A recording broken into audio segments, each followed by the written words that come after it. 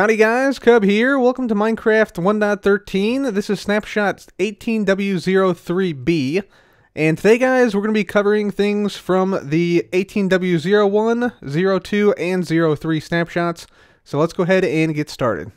So the first relevant change in the 18w01 snapshot is that boats no longer sink immediately when they intersect with water. So that means you can now drive a boat from land onto water and it no longer sinks. You can actually go up the full block here. However, it still is not the case that you can go from one water source block to the next level without the boat sinking. So it's kind of a limited use case, but hopefully this is also fixed in the near future. Entities can no longer push themselves within minecarts on rails, so no more rogue creepers or rogue villagers which decide to move on their own.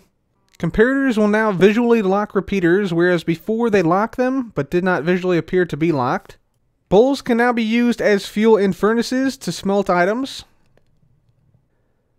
A very annoying redstone bug that was fixed is that redstone torches will now no longer schedule updates when they aren't supposed to. So previously this setup would see this repeater not become unpowered, but now in this snapshot you can see the repeater does indeed become unpowered as you would expect, and this also affects things like torch towers with 2-tick repeaters going into it like this. So you can see, yeah, all the torches now update as you'd expect. There's also a new component to the /teleport command this week. Namely, you can tell the teleport command which direction the entity should be facing after they're teleported. So if I type this in, I will teleport 6 blocks in the X direction relative to myself, and I will be facing this beacon pillar. So let's go ahead and type this in, and voila, there we go. I'm now looking at the beacon pillar. And this is super useful for map makers because you can do things like make orbits. So if I go ahead and just continually type this in, you'll see I orbit around the beacon pillar while always keeping my focus directed on the beacon pillar itself. So here we go. We're just going around and around and around and around. Obviously there's some command spam, but you could hide this in an actual map or something. And there we go. So yeah, I basically just did almost a full orbit around the beacon pillar, and yeah, kept my focus on it the entire time. So a very useful tool and very useful change to the teleport command for map makers. There are also new time commands. So if I do /timeset, you can see there are now more options than just day or night. There is also now a midnight, which obviously sets it to midnight where the moon's highest in the sky. And there's also a /timeset noon now, which sets it to time 6000.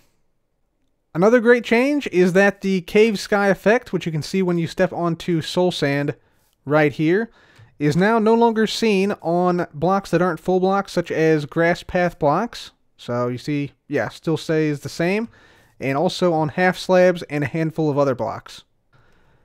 Now let's move on to the 18w02 snapshot. The big change in the 18w02 snapshot is that you can now teleport cross-dimensionally. So if I did something like /execute and I ran the command as if I was in the nether, so I do /execute in, let's say, the nether, and we want to run the teleport command on myself, and I want to actually no, let's teleport to 0, 100, 0. Right. So you'll see, teleports me into the nether, and I should be close to, yeah, y equals 0, 100, 0. Sweet. So that is awesome, and I can do the same thing if I did the end. So let's go to the end. I'm guessing it's the end. We can then teleport straight to the end, right over the portal, and of course the dragon is up here. So we see, yeah, we're teleported to the end. There are also a whole bunch of new things you can do with the /teleport command, including setting anchors on an entity's eyes or feet. And also, you can now specify what blocks Enderman can and cannot pick up with data packs using tags. Moving on now to the 18w03 snapshot from today. If we take a look at the horse model has now changed yet again. The mane has changed a little bit, as has the muzzle of the horse.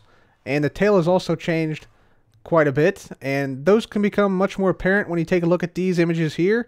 So here's how it was in the 18w02 snapshot, and here's how it looks in the 18w03 snapshot. So yeah, if I go back and forth between these, you can see some differences between the old and the new version.